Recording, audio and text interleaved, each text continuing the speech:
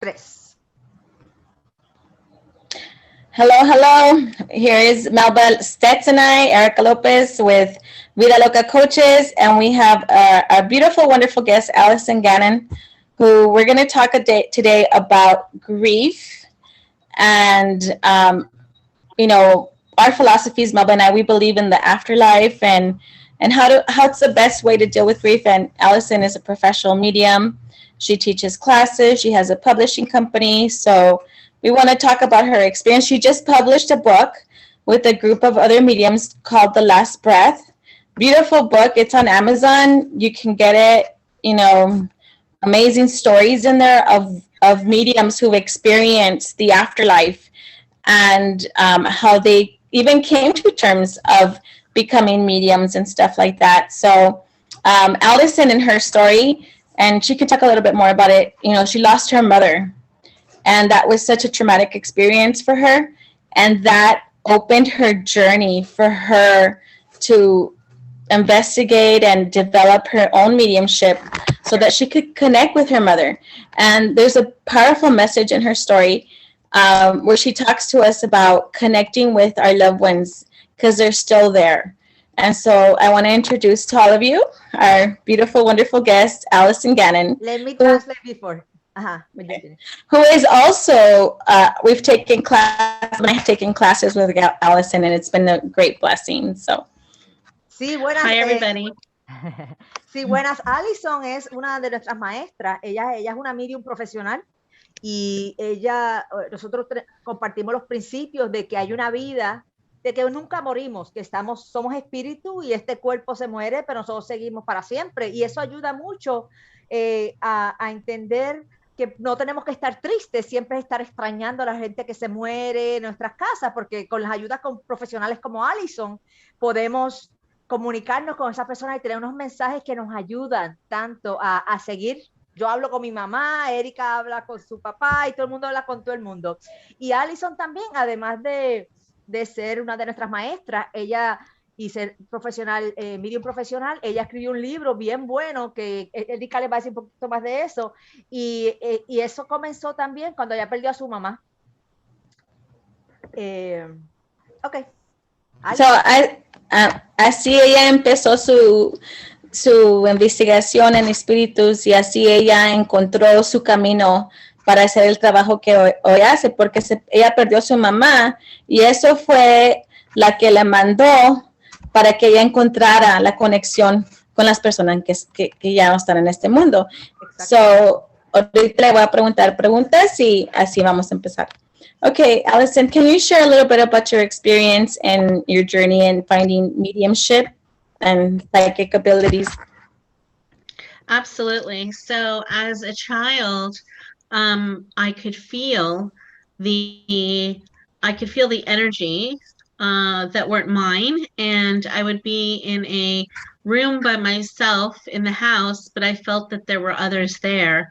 And as a child, this was scary when you don't know what's going on, and you know you're not alone, even though you're physically the only one there. So I grew up afraid as a child, and I would run from one end of the house to the other looking for my mom, my dad, my grandma, someone to just be in the room with because I didn't want to be alone. And that was the beginning. And I think that for people who are sensitive to the spirit world, their childhood can be similar. They could be afraid as a child because they don't understand why they're feeling more than what meets the eye. And then my mom was always interested in psychics and mediums. Well, we didn't know what a medium was, but psychics. And so as a child, my mom would take me for readings, and she would get a reading and I'd get a reading. So this really opened up the door. My father, on the other hand, who's a medical doctor, a very scientific mind. If you can't see it, or touch it or test it, it doesn't exist. And so he thought we were wasting our time going for these psychic readings. And then in high school, my mom took me to a medium for the first time. And during that session, the medium said, you're a medium. And I didn't believe it at the time because I wasn't really sure what a medium was. But a medium is someone who can speak to the departed, who can speak to our loved ones who are on the other side. And it really wasn't until a few weeks before my mom passed away, so many years later, that a couple weeks before my mom passed away, my grandma, who was in the spirit world already for 10, 15 years, she came to me during the daylight hours and she telepathically conveyed, "I'm coming for your mom." And so this was a warning of compassion to let me know there was absolutely nothing that I could say or do that would change the course of my mom's soul's journey. And so about 2 weeks later, my mom was getting ready for an appointment and I found her passed out on the bathroom floor. Again, thoughts to my grandma, knowing that no one dies alone. And that even though my mom was physically alone at the time she passed out, her mom and dad were right there waiting for her. Qué bello, gracias. Déjame traducir antes que se me olvide. Sí.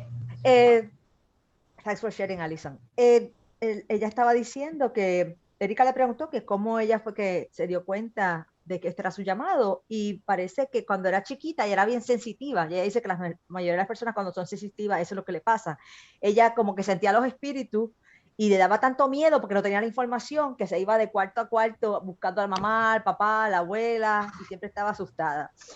Tiempo después, en la escuela superior, la mamá siempre lo llevaba a sitios para que les leyeran, le hablaran sobre las vidas, a sitios psíquicos y de mediums. Y el papá decía que eso era una pérdida de tiempo, porque el papá era médico y él era todo tenía que tener los hechos, la cosa tenía, o la tocas o no existe. Así que él no creía en nada de esto abstracto y espiritual, pero la mamá sí. Y pues entonces en la escuela superior, pues ella fue a ver la primera vez un medium, y el medium le dijo que ella era un medium. Le dijo a Alyson, tú eres un medium, pero como ella era tan joven, ella no, quizás sentía algo, pero no, como que no podía creer eso, como que cómo va a ser que yo va a ser un medium. Él dijo, tú eres un medium. Y tiempo después, la mamá está un poquito enfermita, y la abuela se le presentó a Alyson y le dijo telepáticamente, yo me voy a llevar a tu mamá, o sea, a su hija. Y Alyson dice que qué bueno, porque la mamá tenía una cita médica y no pudo ir, se cayó, pero que Alyson sintió que la abuela tuvo compasión por ella, por Alyson, y al decirle que no te preocupes porque yo me voy a llevar a tu mamá, todo va a estar bien. Y es un sentimiento bien bonito de saber que no estamos solos, que cuando salimos de este cuerpo tenemos nuestra mamá, nuestro papá, nuestros seres queridos esperándonos. So, what advice would you give somebody who's going through the grieving process right now? I think in a way we kind of have an advantage because, you know, you're a medium and I'm a medium. Melba's a medium as well. We're psychics. And I recently lost a friend. I want to say almost, it's going to be 3 weeks on Thursday. And although it hurt for me personally, I knew that I would connect with her at one point. So what advice would you give for those who are grieving the process? Mm-hmm. Well, I'm sorry to hear about your friend. And I feel that even as mediums, even though we know that they're still alive and on the other side, it's still a physical loss. And it's not like we can just pick up the phone and call them and have those conversations and have that laughter. And so anyone who's grieving, it is a physical loss. And to give yourself time to grieve and to take self-care for yourself. And there's no set amount of time to stop grieving. And sometimes it comes in waves, and sometimes you have better days and other times you don't have a great day. And just to really be kind to yourself during this time.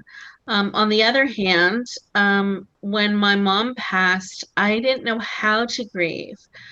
because even though I had that experience with my grandmother, I still wasn't convinced that there was a spirit world. I wasn't sure where my mom went. I went to the funeral home and I looked at the shell of the body she was, and I knew she wasn't there, but I wasn't sure where she was.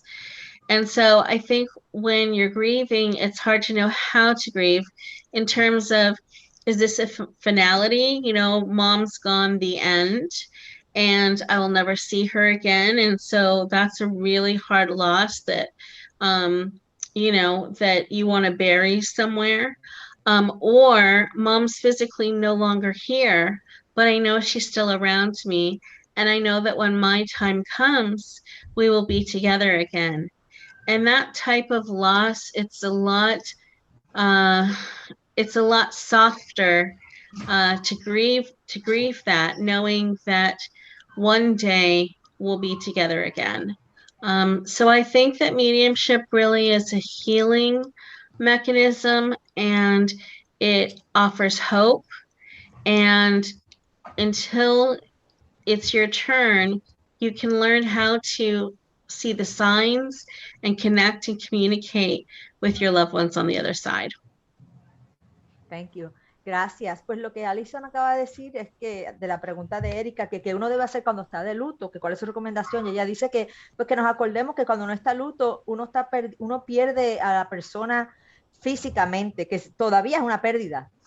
Y que el luto viene y va a tener ondas que uno se siente mejor y peor, y que uno tiene que cuidarse, uno no se puede enfermar, etcétera, y deprimirse mucho, etcétera. Y ella dice que aunque ella es medium y ella creía un poco en estas cosas en ese momento cuando la mamá pasó, cuando se murió, le fue fuerte. Ella fue a la funeraria, vio el cuerpo de ella y vio, Dios mío, está el cuerpo de ella, pero ella está ahí o no. Y aunque ella tuvo la premonición, o sea, que tuvo que a la abuela de ella que telepáticamente le dijo que la mamá, que se iba a llevar a la mamá, todavía fue fuerte. Y ella dice que por eso es que le gusta tanto ser medium, porque el ser medium te da una esperanza y es un mecanismo, es un instrumento que nos mantiene más felices, porque sabemos que aunque no podemos hablar, como cuando uno levanta el teléfono, hablar todos los días con la mamá, con el papá o con la persona que se fue, uno sabe, puede sentir el espíritu, cuando uno puede practicar para desarrollar, sentir el espíritu y saber que está ahí. Aunque uno quiera ser medium o no, uno tiene esa certeza de que uno no está sola y que la otra persona está bien. Y uno se va a reunir con ellos cuando este cuerpo se acabe o se muera. Alyson, in your book, you mentioned my favorite part of your section of the book is you talk about how to connect with your loved one, and how in your case your mom loved when you did her makeup, and you were kind of bummed out because you were a teenager and you were like, I didn't want to do it, and then she told you it's not too late. So can you describe the process and that experience for you? Sure. So when our loved ones pass, we often have regrets, the would-haves, could-haves, and should-haves. I wish I would have told my loved one I love them more often. I wish that I would have gone fishing with Grandpa like he asked me to. I wish I would have gone to church with Grandma like she wanted me to. I was just too busy in life. And so we have these regrets when our loved ones pass. And for me, one of my regrets was my mom asked very little of me, but one thing that she loved was when she went out to dinners with my father, that she loved to have her makeup done. And so she would ask me if I would put her makeup on. And I would, but as a teenager, it was kind of begrudgingly. So I would just kind of stomp, into the bathroom and put her makeup on and roll my eyes because I had much better things to do. And so fast forward many years later, when I find my mom passed out, and crossing over, that was actually one of the first thoughts that came to mind. Why couldn't I have spent more time and patience putting my mom's makeup on? So all of these regrets start coming up. And our loved ones, they don't want us to uh, feel guilty about anything. They understand. They actually understand us better than we often understand ourselves, and they forgive us. They don't hold grudges. They want us to have peace in our hearts, peace in our minds. But we ultimately are the ones who have to get to that point. And so, as I was thinking again about putting my mom's makeup on and why didn't I do this more lovingly and patiently, my mom came to me from the spirit world and she said, Alyson, it's not too late. We can do it again here and now. And so basically, I carved out a sacred space, some quiet time, sitting there in silence, inviting my mom to come in. So I was here in the physical, and my mom was here in spirit. And I lovingly imagined, but it was very real, but through the imagination, opening up the foundation and putting on her foundation, putting on her rouge, putting on, mascara and lipstick.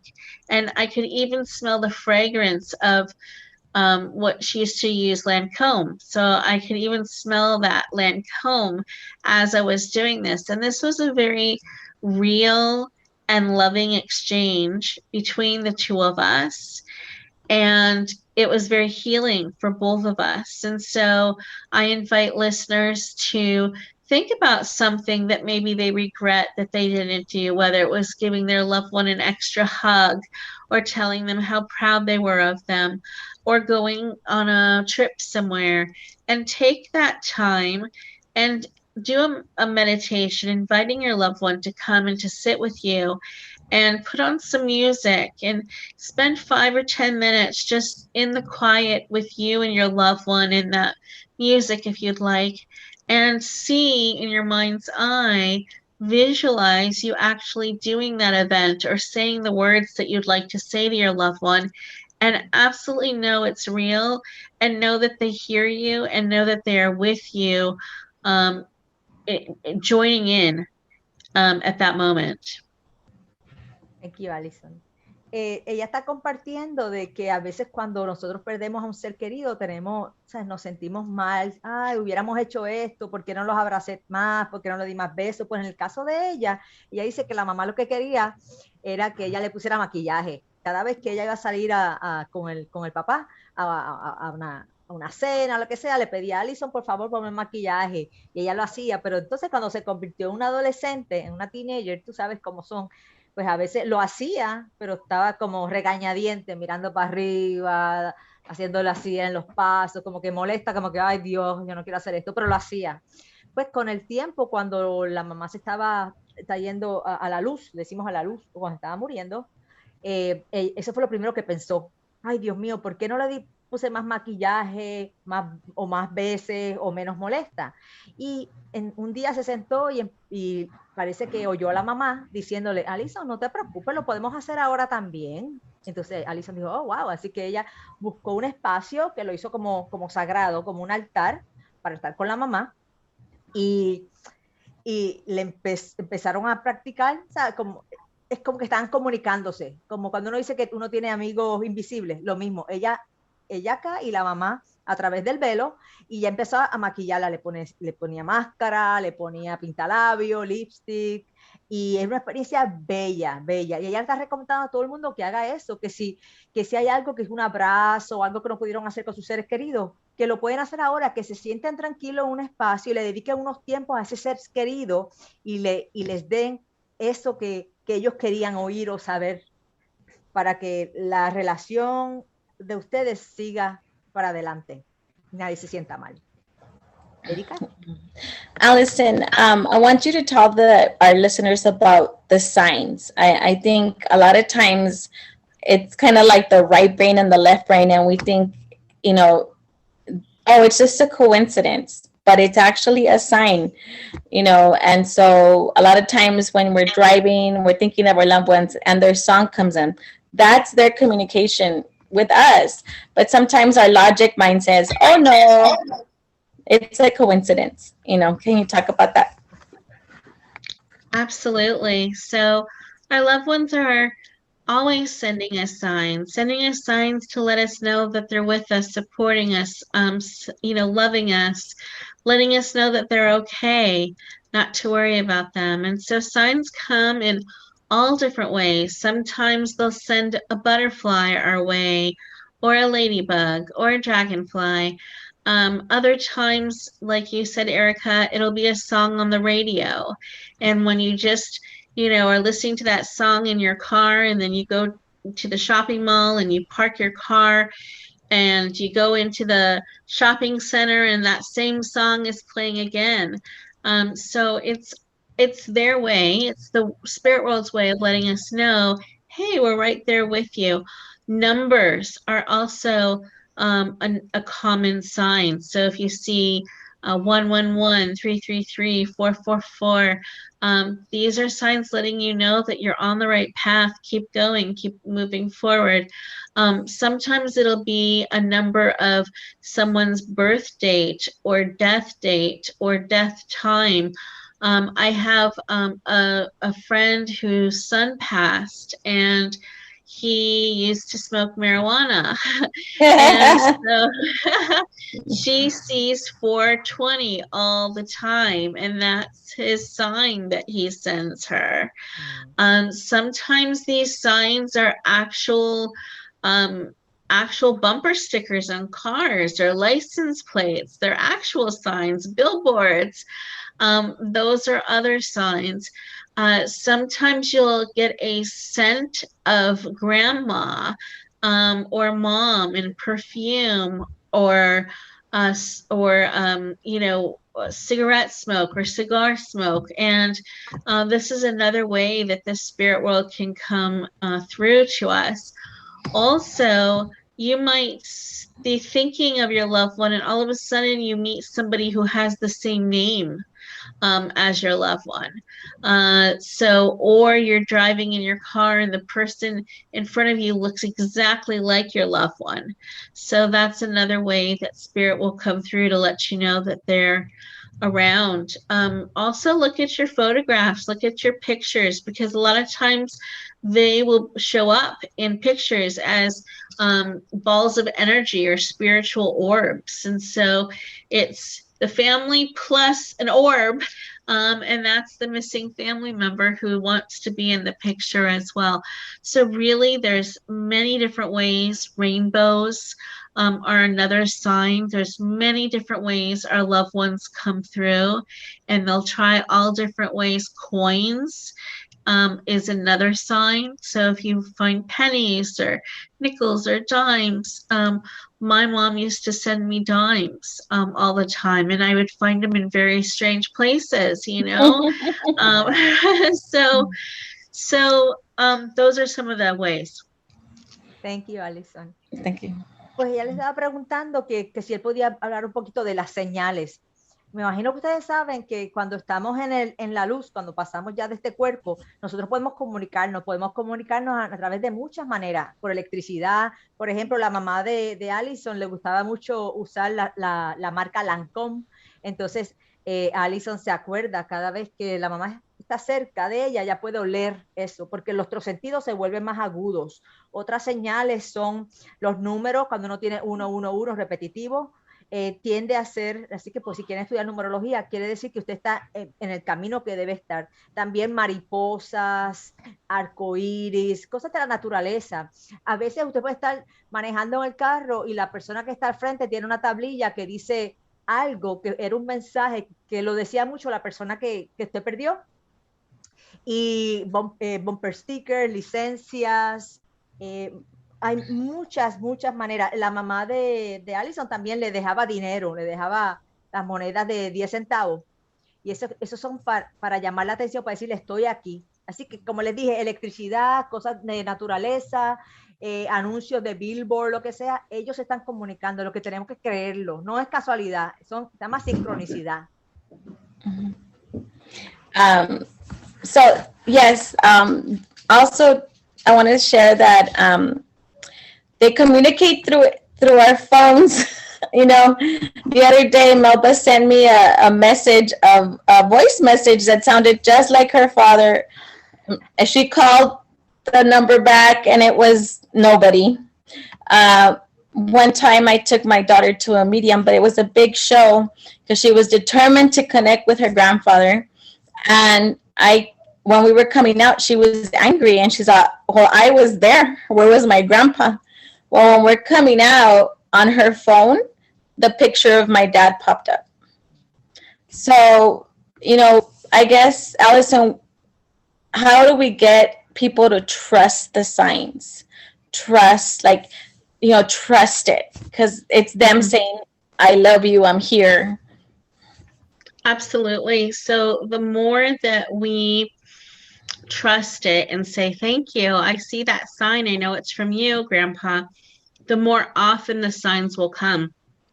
And you can actually start developing a relationship by finding the signs. And yes, absolutely, phones, electricity, lights going on and off, as well, are signs, because spirit's energy, and they're able to manipulate the energy. But in terms of trusting,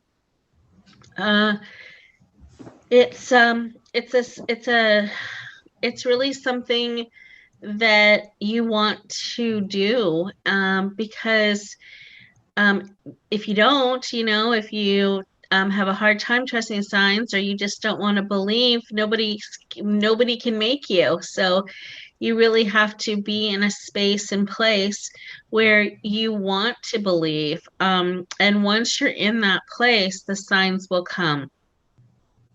Gracias. Thank you.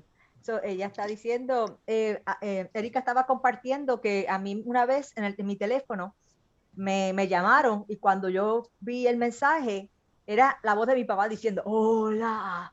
Se veía como en las películas. Y yo llamé rápido ese teléfono, a ese número, nadie, estaba desconectado, out of order. Yo, wow.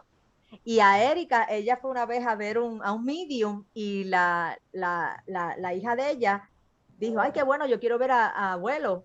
Pero el medium no trajo al abuelo directamente, pero cuando se estaba yendo, la hija de Erika miró su teléfono y la foto del abuelo salió. Porque ellos, como somos seres de energía, todos nosotros, ellos pueden manipular la energía. Alyson estaba diciendo que a veces las luces se prenden y se apagan. Todas esas cosas que pasan, y lo que debemos de hacer es creer. Ella dice, Erika le pregunta, ¿cómo podemos confiar? Tenemos que creer y tenemos que agradecerles. Por ejemplo, con mi mamá, cuando yo veo que hay una cosa de luz del remoto que se prende y se apaga, digo, mami, ¿eres tú? Y cuando sigue pasando, digo, ok, pues hay que primero creerlo, reconocerlo y agradecerlo. Thanks. And the final question I have, in your book, first off, I want everybody to get The Last Breath. It was published this past September. It is a group of mediums, and they all tell their story. And there are amazing stories in there. I got to tell you, I read a lot of them, and they were very heartwarming and touching and very powerful, because it kind of proves the truth that our loved ones are with us. So I want to encourage you guys. And then your website, Alyson, is centerformediumship.com. Is that right? The name is Center for Mediumship, but the actual domain is spiritcommunication.com. Okay, spiritcommunication.com if you want to hire Alyson. She's amazing. She's great. You know, Melba and I have both taken classes with Alyson. We've both have grown monumentally because of everything that she has taught us. But the last question I have, in your book, you say to your readers, our loved ones want to hear from us. Our loved ones want us to talk to them. They want to communicate. And you said something about a phone that they don't, you know, that we shouldn't be concerned because they're busy, because they can choose to answer or something like that. Explain that to us. Absolutely. So sometimes we feel that maybe we're bothering our loved ones in the spirit world. by wanting to communicate with them, or maybe we're preventing them from their journey forward.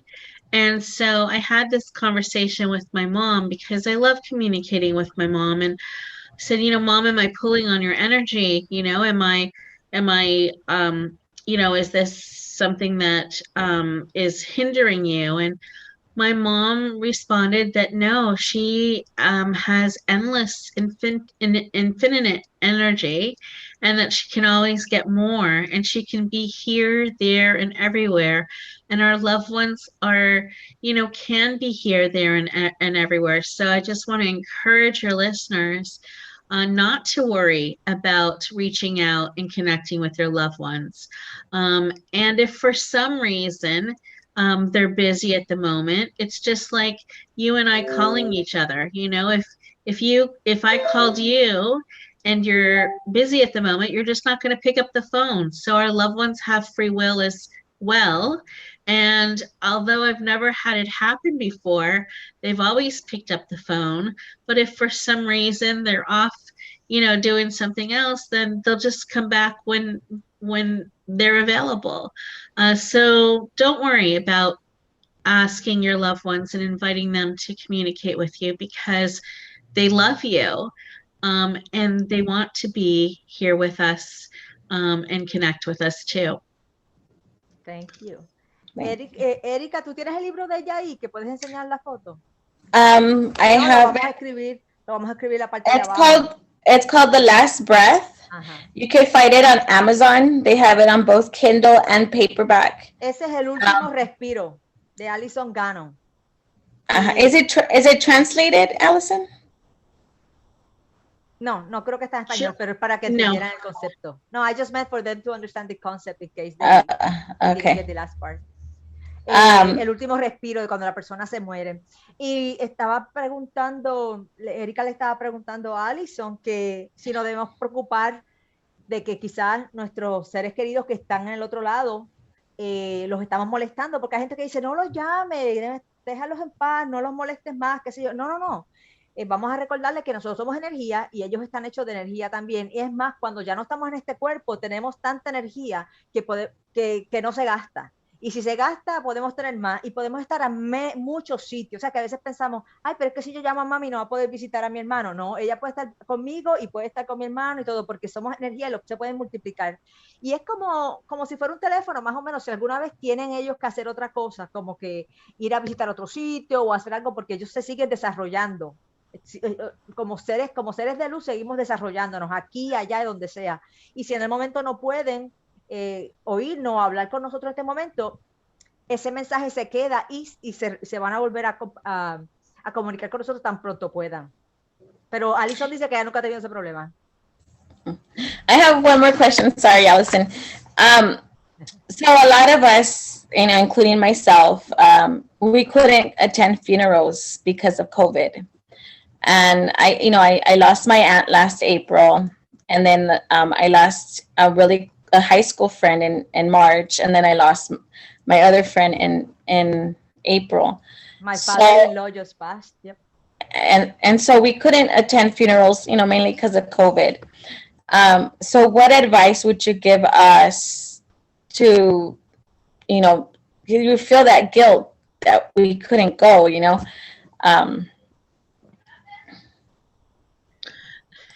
So our loved ones understand, and they want their lives to be celebrated. They don't want people to feel sad or bad about their life. And so I would say, light a candle, create a sacred place in your home where you can honor your friends and loved ones.